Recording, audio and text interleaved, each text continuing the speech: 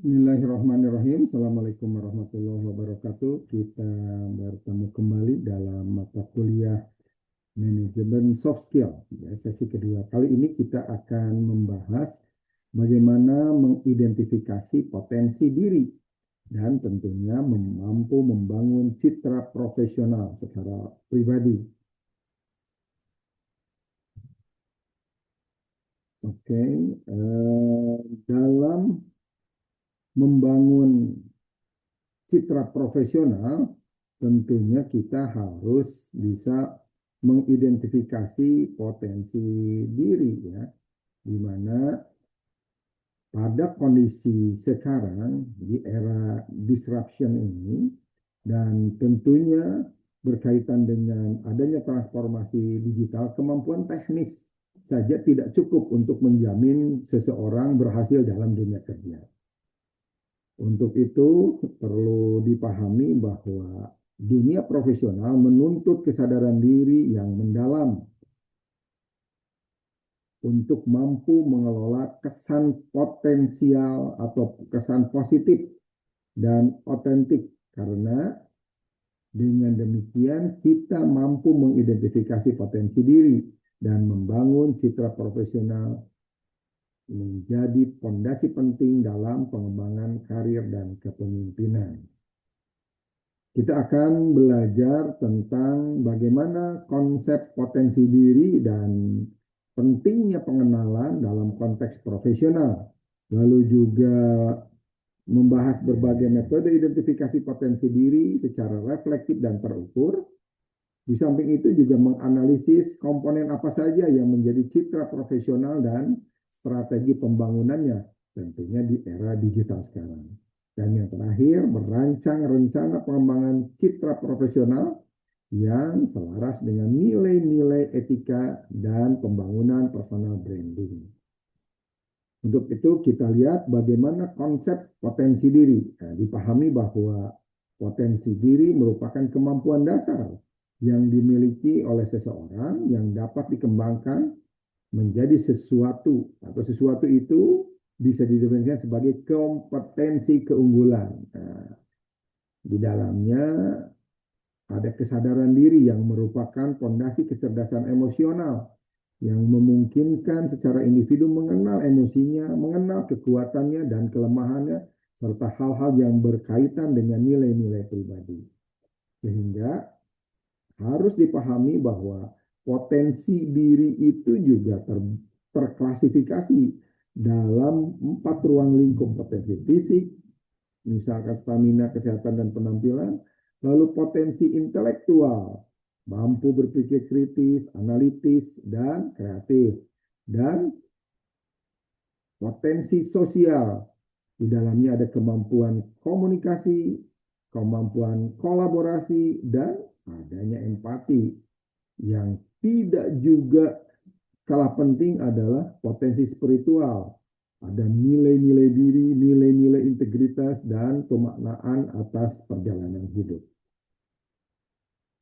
Yang kedua, bagaimana metode identifikasi potensi diri? Ada beberapa metodenya, di antaranya ada 4 yang kita akan bahas, yaitu dengan metode analisis SWOT pribadi, atau model Johari Windows, atau juga dengan mengikuti tes psikometrik modern dan mendapatkan informasi atau umpan balik 360 derajat. Untuk analisis SWOT pribadi, tentunya ini berkaitan dengan 4 hal, yaitu kekuatan, kelemahan, potensi, peluang, dan ancaman. Dalam hal kekuatan, yang menjadi pertanyaan, apa yang saya kuasai, apa yang saya mampu, apa yang saya genggam sebagai bentuk potensi diri. Di sisi lain, kita juga harus tahu kelemahan, sehingga apa yang harus ditingkatkan. Dan peluang apa yang bisa diraih dalam tren industri atau networking sekarang. Dan yang terakhir, ancaman. Di dalamnya ada persaingan dan perubahan teknologi yang begitu cepat, dan di dalamnya juga berkaitan dengan perubahan yang tidak melulu atas persepsi pribadi, tetapi persepsi perubahan yang mencakup kehidupan sosial, di dalam ruang lingkup bisnis, ataupun apa saja yang berkaitan dengan personal. Nah, model lainnya adalah model Johari Window, ya.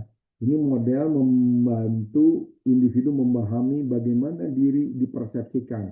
Ada konsep open area, blind area, hidden area, dan unknown area.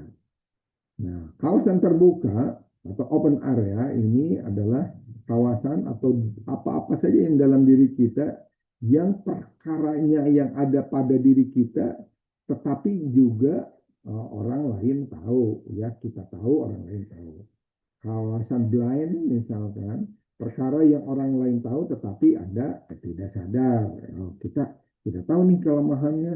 Atau kawasan hidden, ya, hidden area, perkara yang Anda rahasiakan terhadap orang lain. Dan unknown area, potensi atau rahasia yang belum diketahui oleh siapapun. Nah, ini ada kawasan open area, blind spot, ataupun blind area, dan juga kawasan tersembunyi serta tidak diketahui. Ini bisa diketahui orang lain atau tidak diketahui orang lain. Juga bisa diketahui oleh diri sendiri, tetapi juga ada yang tidak diketahui atau tidak disadari oleh diri sendiri. Dengan model ini kita berusaha melakukan improvement, ya, perbaikan. Apa saja yang kita ketahui, apa ya saja yang kita tidak sadari, tidak tahu atau tidak mampu, sehingga kesemuanya itu meningkatkan upaya kita untuk meningkatkan kepribadian dan pengetahuan. Selanjutnya, dalam model lainnya untuk meningkatkan personal branding itu dengan tes psikometrik modern. Nah, ini satu metode pengukuran psikologi dengan menggunakan teknologi modern untuk mengukur kemampuan, kepribadian, potensi individu, yang di dalamnya tes ini dirancang untuk memberikan hasil yang lebih akurat, objektif, dan lebih terukur, ya, dibanding dengan metode tradisional. Ciri-ciri tes psikometrik modern ini menggunakan basis komputer, ya, lalu ya berbasis komputer, teknologi, dengan di dalamnya ada perangkat digital lainnya yang mengadministrasikan dan menganalisis hasil. Lalu yang kedua, pengukuran lebih akurat dengan secara algoritmik dan statistik, mengukur kemampuan dan kepribadian. Lalu lebih fleksibel, ya, tes ini disesuaikan dengan kebutuhan industri atau individu ataupun industri, ya, organisasi, dan hasilnya lebih cepat diketahui. Ada 3 jenis tes psikometrik modern, yaitu tes kemampuan kognitif, ya, kemampuan berpikir, memecahkan masalah, dan membuat keputusan. Lalu juga tes kepribadian, ya, ada pengukuran sifat-sifat kepribadian, seperti kepemimpinan, kerjasama, dan motivasi, dan tes minat ataupun nilai, ya, mengukur minat dan nilai individu untuk membantu dalam pemilihan karir ataupun pendidikan. Yang keempat, umpan balik 360 derajat. Ya, ini konsep yang di dalamnya dikembangkan dalam upaya mendapatkan gambaran secara menyeluruh tentang kompetensi dan perilaku kita. Umpan balik 360 derajat juga sebagai bagian dari evaluasi kinerja untuk melibatkan, ya, untuk di dalamnya melibatkan pengumpulan umpan balik dari berbagai sumber, baik atasan, rekan kerja, bawahan, maupun diri sendiri. Tujuannya tentunya untuk memberi gambaran lengkap dan akurat tentang kinerja seseorang, ya, baik berupa penilaian langsung dari atasan, masukan langsung dari rekan kerja, maupun juga feedback dari bawahan, dan secara personal melakukan evaluasi diri sendiri. Komponen umpan balik ini kalau dari atasan, ya, tentang kinerja dan kemampuan, kalau dari rekan kerja tentang kerjasama, komunikasi, dan kontribusi, dari bawahan tentang bagaimana kita memimpin, bagaimana kita membimbing, dan bagaimana kita memberi dukungan. Nah, komponen umpan balik diri sendiri ya tentang kekuatan, kelemahan, dan tujuan yang menjadi orientasi pribadi. Manfaatnya ya untuk meningkatkan kesadaran diri ya, membantu individu memahami kekuatan dan kelemahan. Selanjutnya meningkatkan kinerja ya dengan mengidentifikasi area yang perlu ditingkatkan.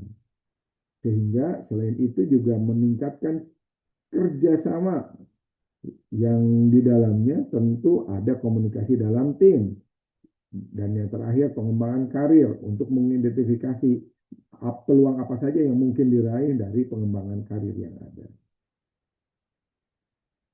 Hal yang ketiga adalah membangun citra profesional dan memahami definisi dan komponen-komponennya. Citra profesional adalah persepsi orang lain terhadap kredibilitas, kompetensi, dan karakter seseorang dalam konteks pekerjaan. Ya.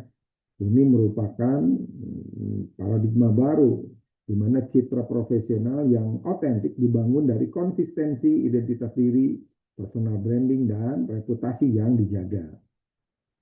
Komponennya apa saja untuk citra profesional ini? Terkait penampilan diri, ya, penampilan fisik, ya, baik kesopanan, kerapihan, dan juga kesesuaian dengan konteks organisasi. Di samping itu, jadi kemampuan citra profesional ini didukung oleh komunikasi, baik bahasa verbal maupun non-verbal, etika profesional yang di dalamnya ada unsur integritas, tanggung jawab, dan bagaimana menghargai waktu. Selanjutnya ada kinerja dan kompetensi. Ya. Kita profesional bisa dilihat dari hasil kerja dan konsistensi dalam berinteraksi di organisasi dan juga kemampuan adaptif. Ya. Lalu yang terakhir, personal branding merupakan nilai unik yang membedakan Anda atau kita dengan orang lain. Selanjutnya, bagaimana membangun citra, strategi membangun citra profesional di era digital. Pertama, dengan optimalisasi personal online presence ya. Lalu juga jaringan strategis, lalu juga melalui kekuatan kepemimpinan ya, dan soft skill digital. Ini bisa dioptimalkan terkait dengan kita memelihara jejak digital atau digital footprint ya, yang merupakan bagian tidak terpisahkan dari citra profesional saat ini. Strategi modelnya meliputi optimalisasi online presence ya, misalkan dengan LinkedIn ya, ada profil lengkap dengan rekomendasi konten nasional dan koneksi strategisnya. Ada juga muatan portofolio digital menggunakan berbagai platform, Canva, Notion, dan juga situs pribadi lainnya. Ada juga kemampuan manajemen media sosial yang menjaga konten pribadi agar tidak kontraproduktif dengan pembangunan citra profesional. Yang kedua, networking strategis ya, bergabung dalam komunitas profesional, seminar atau webinar, asosiasi industri, dan membangun reputasi serta memperluas peluang. Itu leadership yang membagikan wawasan, baik berupa artikel, video pendek, ya. Ini juga bagian dari top leadership ya, dengan menjadi pembicara di forum ilmiah yang tentunya akan melahirkan entitas yang memiliki otoritas dan kredibilitas. Dan yang terakhir soft skill digital, kemampuan beradaptasi dengan teknologi, kolaborasi virtual, dan kecerdasan digital. Ini menjadi elemen penting di saat ini sebagai upaya pembangunan citra profesional masa kini. Yang kelima, integrasi soft skill dalam pembangunan citra diri dan citra profesional. Keterkaitan antara potensi diri ini bisa terlihat di dalamnya ada pengembangan soft skill, ya, potensi diri itu ada personal branding, ada citra profesional, dan menjaga reputasi. Tentunya hal ini dibangun sebagai sebuah upaya ya, untuk menjaga kecerdasan emosional, membangun kemampuan adaptif dan berpikir kritis serta kreatif, di mana di dalamnya juga mampu berkolaborasi lintas budaya. Dalam perspektif Islam, menekankan nilai Islami seperti menjaga amanah, menjaga hal-hal yang benar atau kebenaran, patona, ya tentunya dengan kecerdasan, dan menyampaikan, mempengaruhi, membawa, menggiring atau memastikan kebersamaan dalam ruang lingkup kebaikan sebagai ruh dalam berperilaku profesional. Nah, salah satu latihan reflektifnya coba Anda lakukan analisis SWOT pribadi. Kekuatan Anda seperti apa, kelemahan Anda bagaimana, apa peluang yang mungkin diraih dengan potensi yang Anda miliki hari ini, dan ancaman apa saja yang bisa mengganggu kredibilitas Anda. Lalu tuliskan 3 kekuatan utama yang dapat menjadi personal branding Anda, dan bagaimana interaksi Anda di media sosial, apakah mendukung atau mengganggu citra profesional. Secara ringkasan, dalam pembahasan kali ini dipahami bahwa identifikasi potensi diri merupakan langkah awal yang krusial untuk menentukan arah pengembangan karir. Ya, identifikasi potensi diri. Yang kedua, potensi lainnya adalah metode SWOT pribadi, ataupun tadi ada Johari Windows ataupun tes psikometrik, membantu menggali potensi secara objektif ya, tanpa terpengaruhi oleh cara pandang subjektif atau hal-hal negatif lainnya. Lalu citra profesional dibangun melalui penampilan, komunikasi, etika, kinerja, dan personal branding yang otentik secara pribadi. Lalu di era digital ini kehadiran daring yang terkelola dengan baik menjadi syarat mutlak. Dan yang terakhir, soft skill berbasis nilai, termasuk nilai Islami, menjadi pembeda dalam membangun reputasi Anda di dalam waktu yang lebih panjang. Ya.